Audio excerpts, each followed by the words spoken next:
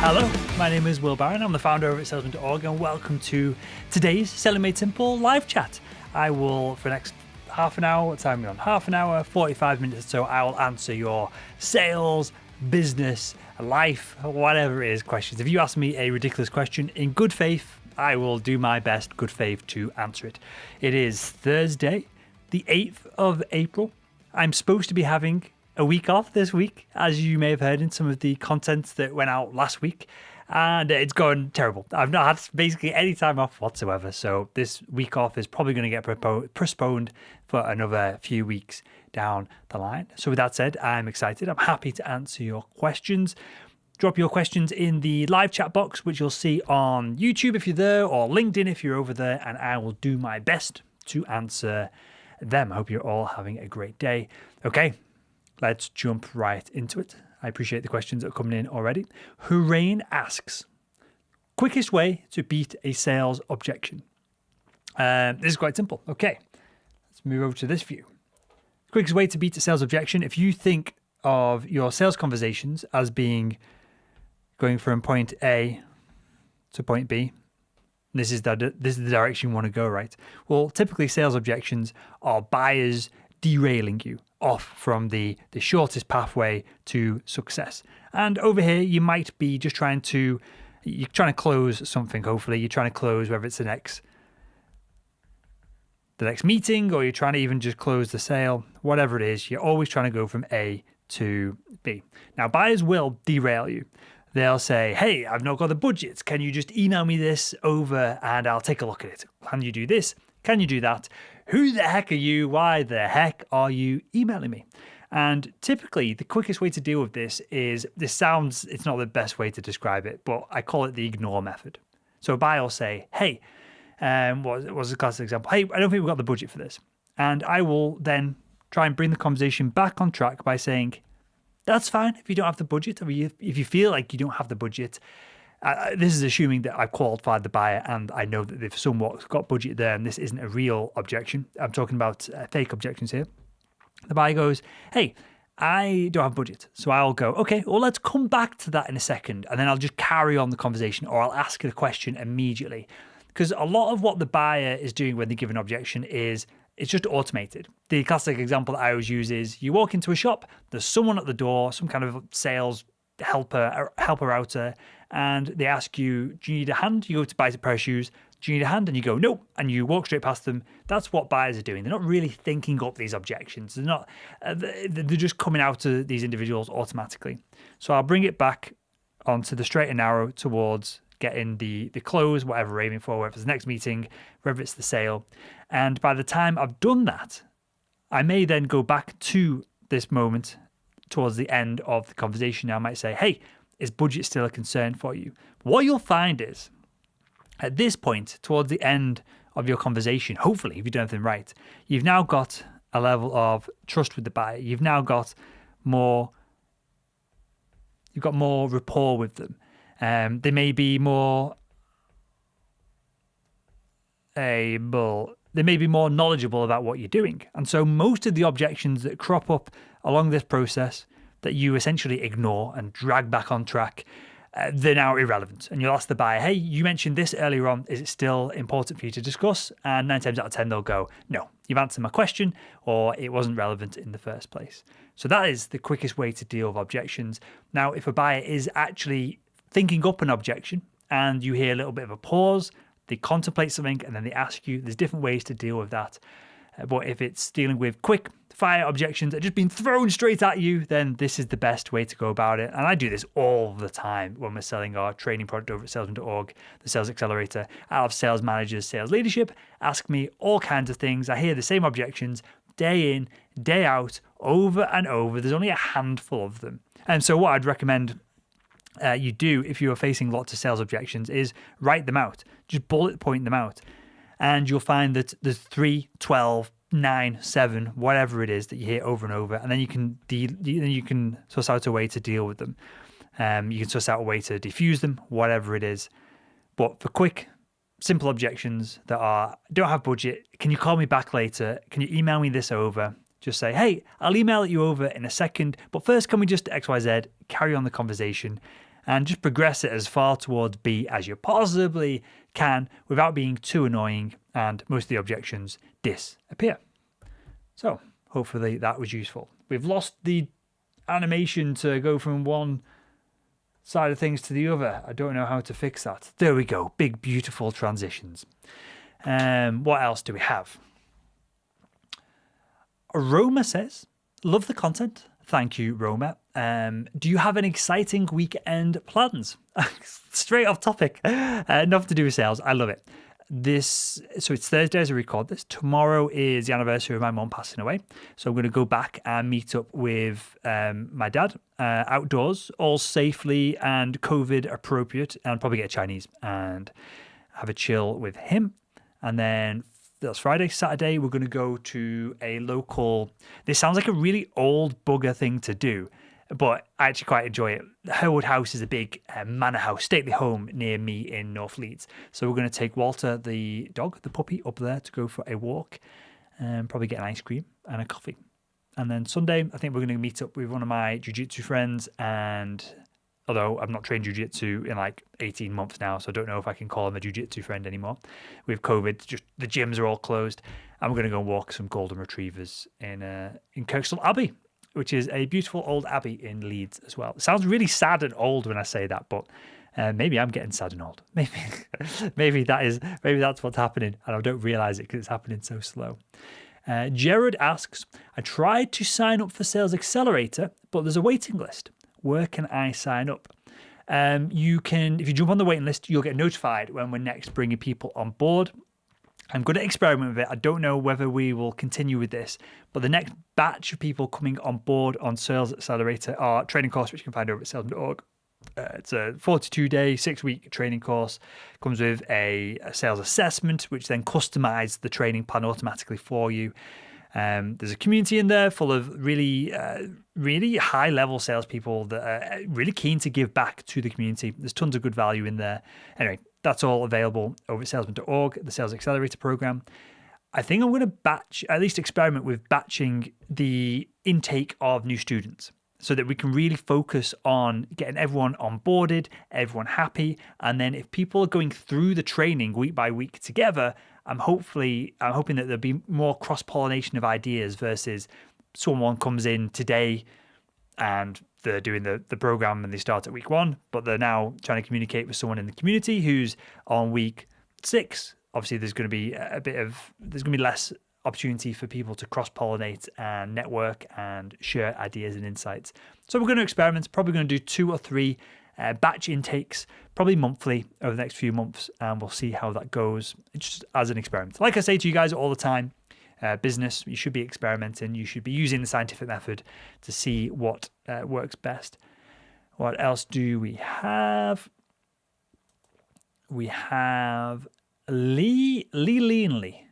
I hope I'm pronouncing that right. Should salespeople be streaming and answering the buyer's questions? So streaming is like difficult, right?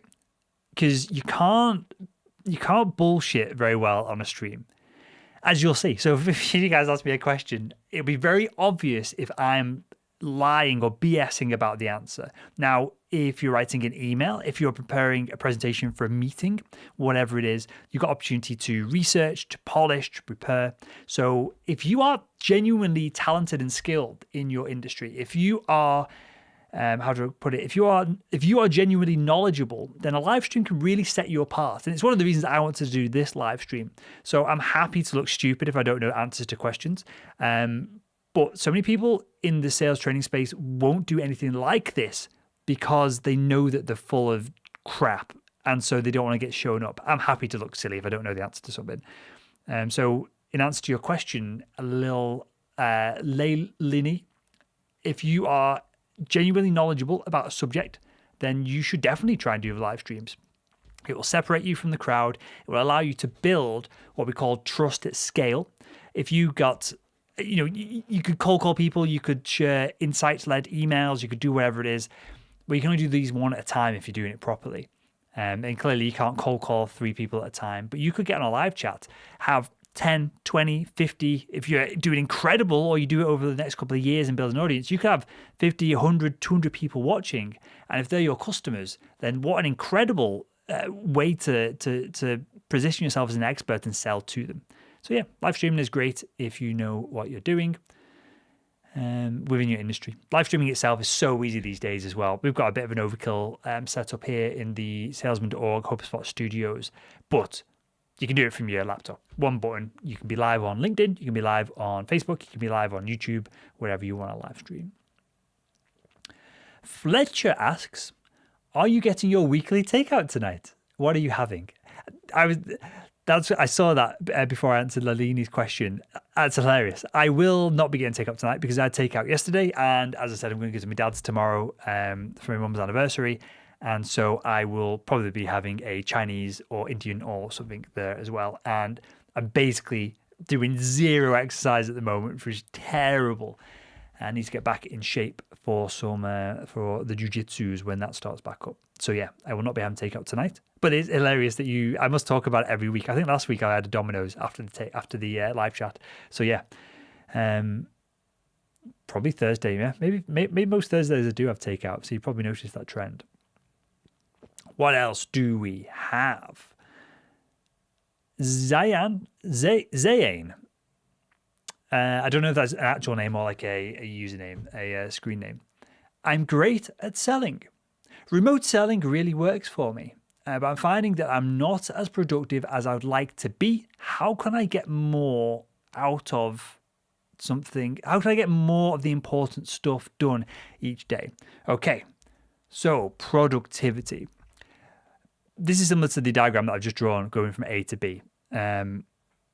It's similar to this idea of going from A to B within a sales call itself. But there's two layers to this. So we'll have the two layers. The first layer is batteries. Every day you start with a full battery, a battery full of energy. At the end of the day, if you're hustling, you only got a little bit, if any battery left whatsoever.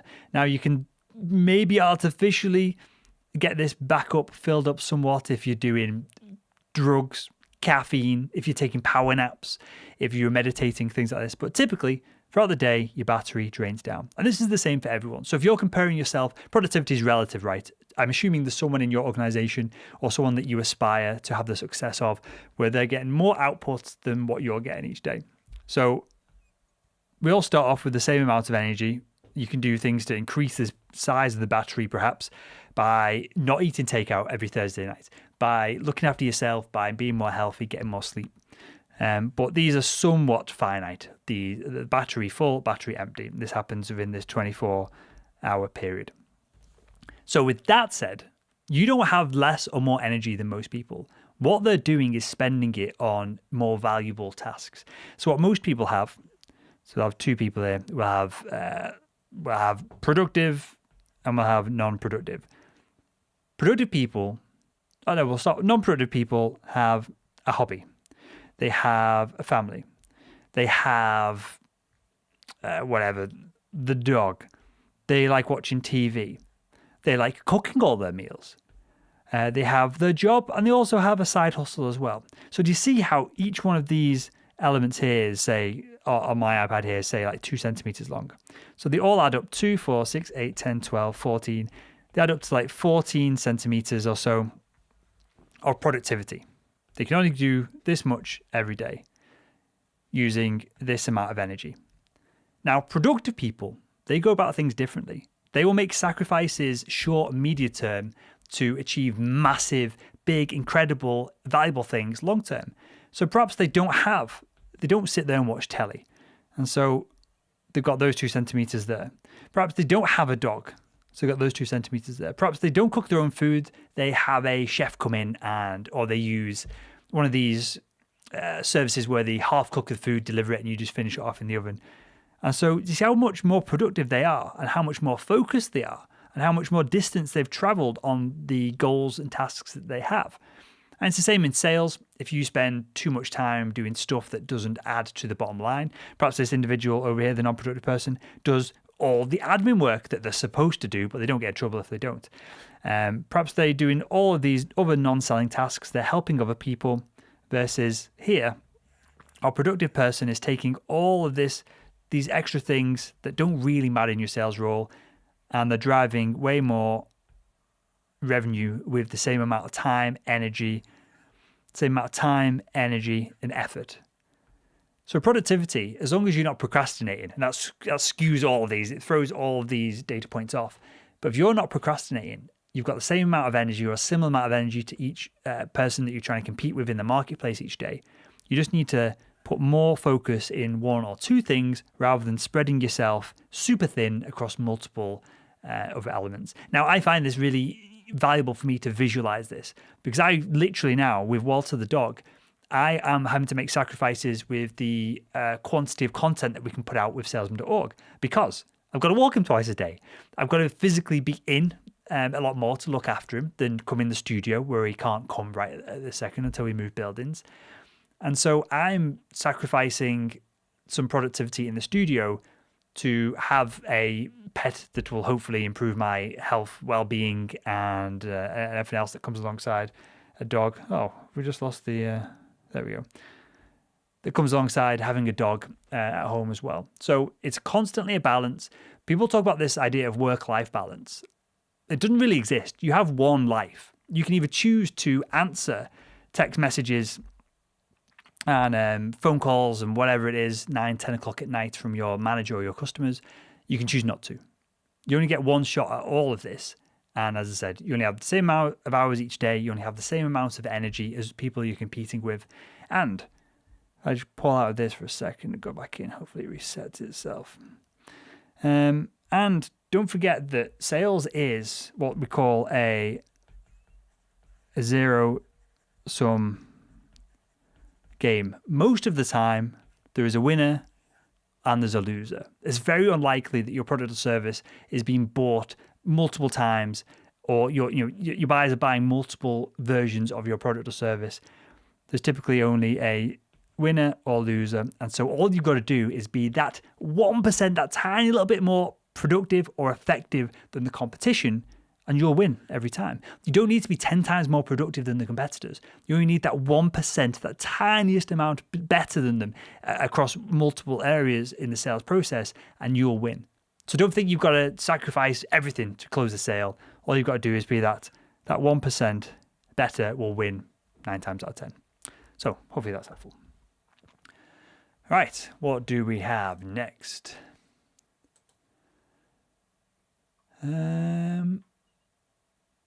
Cantaloupe asks, I've been offered a SaaS job and now they've done a background check.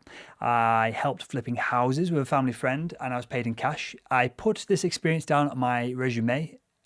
They're now asking me for proof of employment. What is the best way to deal with this? So I think what you're saying here is that you fabricated your resume and tried to pad it out with your what you did get employed on and what you didn't get employed on. Fine, ring your sales manager. They've offered you the job. They're probably not all that bothered. There's probably some idiot in HR who's trying to tick boxes that is messing you around. Not messing you around here because you've messed them around slightly. But it's probably some idiot in HR who's doing a box ticking exercise trying to get, I think in the US you have a W-2 form for employment. I can't remember, but P45, P46 is here in the UK. Ring your boss, tell them what happened, tell them that you fibbed slightly on your CV, your resume. They're probably not bothered. They're probably not gonna cause an issue over it. Hopefully that is useful.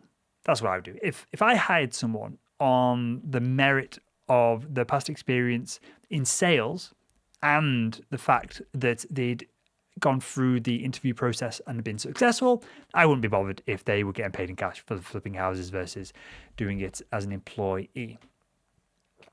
Michaela, I think that's right. Michaela asks, my boss is getting mad that I'm not hitting 100 cold calls a day. I'm hitting all over quotas, including monthly revenue numbers. What should I do? Direct your boss to this video. Boss, you're a freaking idiot. Who cares if they're not hitting the cold call numbers? If they're hitting revenue targets, you're thick. You're literally stupid. So don't really send them this video. But that is the reality. You probably just got an idiot sales manager who doesn't really understand how to drive more revenue. And I would suggest that you're relatively safe in your sales role if you're hitting your quota numbers. This is the best thing about sales. As long as you can hit quota, the rest of it really doesn't matter. Your boss isn't going to sack you. You might get moaned at a few times. I would just keep going. Just keep doing what you're doing.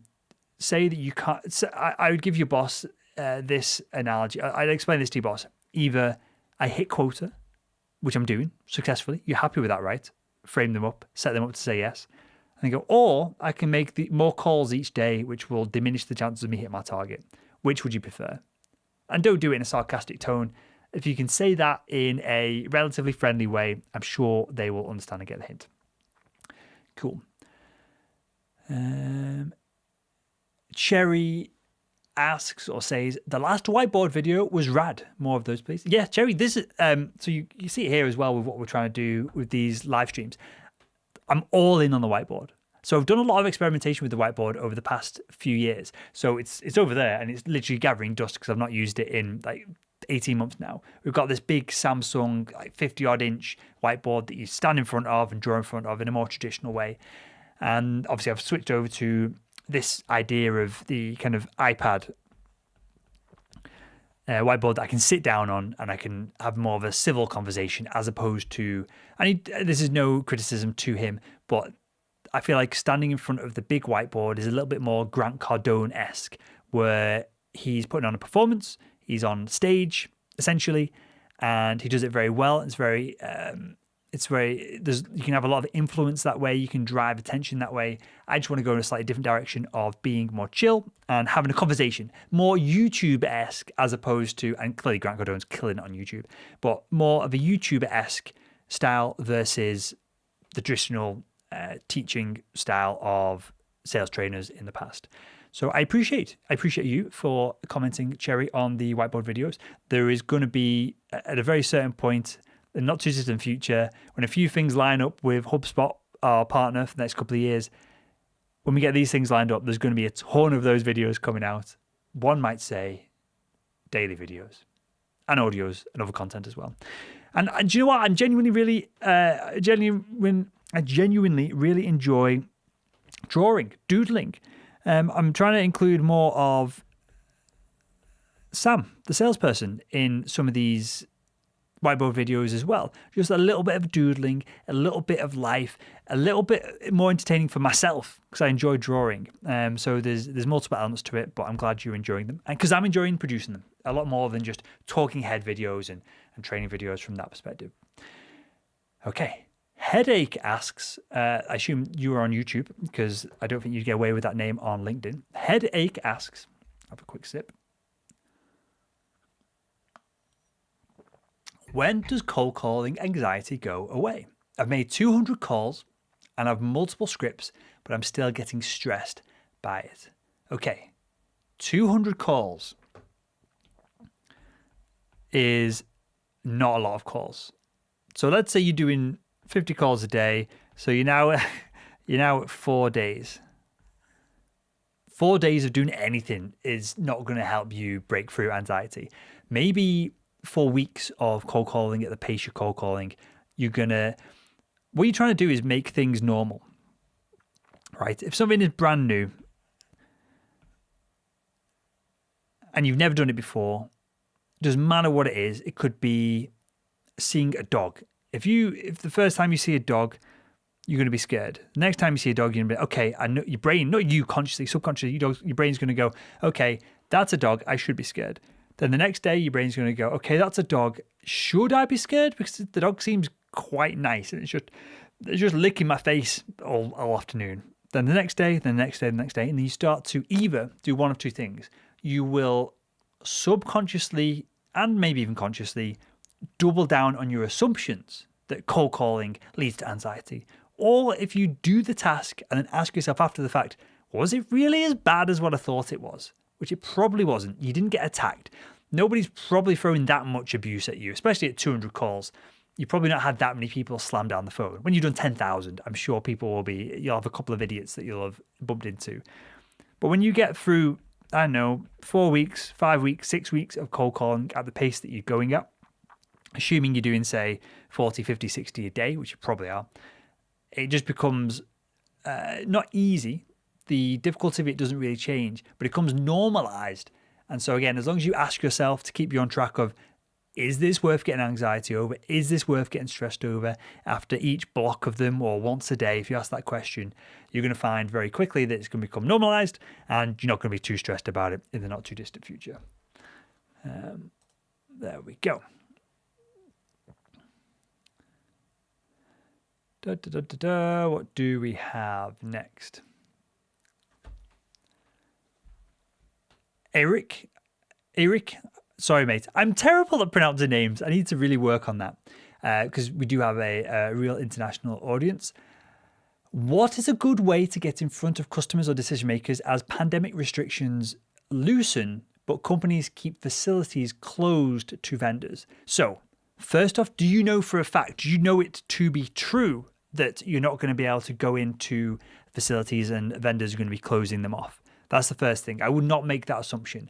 I would not be making plans unless I knew that to be true. And maybe you don't know that to be true until things do loosen up and you can experiment with it and test that hypothesis. So that's the first thing. Don't shoot yourself in the foot and not go and see vendors in person, or frame up your conversations of, we're doing things remotely now, when your vendors might want you to come into the office and speak to them. So that's the first thing I would say. Otherwise, if you do want to get in front of them, you need to find, I know this is sounds like a ridiculous answer, you need to find a reason to do so. So if I'm in medical device sales, I'm selling camera systems, my buyers probably could get away with using the system themselves. I could create video content. I could create some kind of blog, website, PDF that would teach them what I otherwise would be doing in a demo situation with that camera system, with the operating staff and the surgeons in the operating room. Or I could say, hey, it's probably going to be more valuable for everyone if you allow me to come in, if you bend this rule this one time and let me do this demonstration in person. That's how I would be trying to frame things up. I would not stay, I guess what I'm saying is, let's go to the whiteboard. What you want is, if you're going to do remote, or I would be playing at the extremes. I'll be playing at the extremes of these two ends. What the weaker competition are going to be doing is playing in the gray area in the middle. If you go remote, you can massively scale your demo efforts, your sales efforts. If you can create videos, if you can create content, you might be able to hit your bigger target than ever before, because it might be that your buyers don't really need you to be there to get the deal done. So if you go in the remote angle, you've got to go all in and push the extremes of what's possible so that you can scale your conversations, or have conversations at scale. Alternatively, if you're going to go in person, you really need to double down on the value that you can offer someone as an individual in person. So you didn't mention your, I can't get on your LinkedIn profile to check it. You don't mention your industry here, but if it's something to do with engineering, physical technology, such as servers, storage, anything like that, you need to then position yourself as, you're such an expert, you can come in and save the vendor time, energy, procurement. You can save procurement money, resources by just doing 1 or 2 in-person meetings versus 27 remote meetings if your competitors are playing in this gray area. You want to align yourself with the fact that, hey, I appreciate that you're not having people in at the moment, but one meeting will solve months of faffing around, and so go all in on this side of things. So hopefully that's valuable. The main takeaway is, do not play in this gray area, which lots of people are going to be playing in, where people are going to be too weak to say, hey, let me come in and spend time with you. And then again, not invest the time, the resources and the energy to do this properly, where you're creating assets that can do a lot of the selling on your behalf. Do one, or you can do both, but don't play in the middle. Really commit and push hard one way or the other, because buyers will either want one-on-one service in person, or they don't want to speak to you and they really want the remote side of things. They don't want a mismatch of just laziness sat in the middle. Hopefully that helps.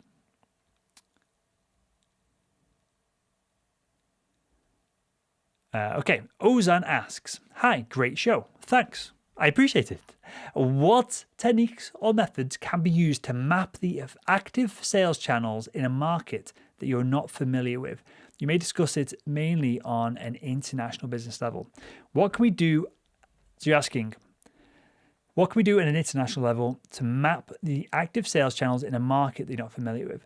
If you've got the option here, the best thing to do, Ozan, is ask customers. So I assume what you're trying to do is reverse engineer the competitive landscape, the marketplace, so then you can implement your own international sales process and kind of channel sales process to take advantage of it. The best thing to do is just ask your customers, because what might be in place right now, the active sales channels that might be in place might be totally ineffective. You might go into the marketplace and copy what someone else is doing, and modeling success is always a good idea. That's always the starting point. But I would just ask the best customers, the people that you want to deal with, if you can get interviews with them, or there's third-party services that you can hire, consultants that you can hire to do some of this for you. I'd go and ask the customer what they want. Do they want to use these sales channels internationally? Do they want to go direct to a vendor? Do they want to buy from a marketplace? Whatever it is. Ask the buyer will tell you. And the difficulty is getting in front of the buyer and asking the questions, but that is the answer that you're looking for. As soon as you can get that done, mate, don't make assumptions that what is working or what is seemingly working right now is the most effective. You might find yourself with a competitive advantage on the cards if you can ask your buyers what they actually want from you. And this is one of the things we're doing over at salesman.org with our training program. We've been literally, myself, a couple of people on the team, have been calling a lot of the members, just spending half an hour with them, having a chat. And if there's anyone who's a member who wants to get on a call with me, so free consulting from your side, I'll help you out the best I can. And from our side, I'll ask you a few questions on what you are using, what you aren't using, how you found us, why you signed up, that side of things. And these kind of customer interviews are priceless, and nobody does them. People aren't doing enough of them. If you're not quizzing your customers, especially as we go through this period right now coming out of COVID, we've gone through a super turbulent period. We're going to go into a super turbulent period as the markets open up, as budgets become available, as you can go in, you can't go in, you can get people on the phone, you can't get people on the phone. Ask your customers, interview your best customers. What do they want? Why did they buy from you? And then replicate that, scale that across the marketplace the best you can. Mert asks, I just saw the question. Oh, man, I'm doing too much speaking today. I've recorded loads of audio podcasts, the audio versions of these whiteboard videos that we're publishing. So my voice is going a little bit. Mert asks, get some Age of Empires on the stream. That will set you apart from the other fuddy-duddy sales trainers out there. The requests for me to do a Twitch channel or to do play a game, whether it be Age of Empires, Street Fighter 5. I think Street Fighter 5 might have even gone past at this point. There might be a new version of that. Super Street Fighter 5, it probably is. Whatever it is. On this channel, on YouTube, LinkedIn. I don't know what LinkedIn's thoughts on it are. I'd have to answer some questions as opposed to just be streaming. I get asked about this all the time, and I've been reluctant to do it because playing computer games is a complete waste of time and energy. If you are a successful person or an aspiring successful person, playing computer games is just dumb. It's a waste of time, in my opinion. But there's a lot of people that play them, and there's probably a lot of people that would get enjoyment out of the entertainment element of me messing around on a game, probably getting battered and cursing and swearing at the screen. And I feel like we've got, imagine the setup here. So I would literally probably do a side angle shot for me. We'd have the monitors here with the game on. I think we could do a really cool setup. So I might do it as a one-off. Where are we now? Is it the 8th of April? Maybe next week I'll live stream some games as we're doing the Sales Made Simple live chat, maybe. Next week or the week after, I'll do it once and see what the feedback is. But yeah, Mert, you're not the only person to ask that, mate. Okay, we'll do a few more. How long have we been going for? 35 minutes. My voice is getting a bit sore now, guys, and so I'll do one or two more. Safia asks, are there any sales jobs that don't start off with cold calling? I'm currently in an SDR job, and I really can't hack the cold calling anymore. I feel like I'm slamming my head against the wall day after day. There's tons of sales jobs, Safia. My background in medical device sales, it's almost impossible to cold call a surgeon, right? If I'm selling medical equipment, the surgeon doesn't have a desk phone. You're ringing through to their mobile, which may be in the UK an NHS mobile. It may be their personal mobile.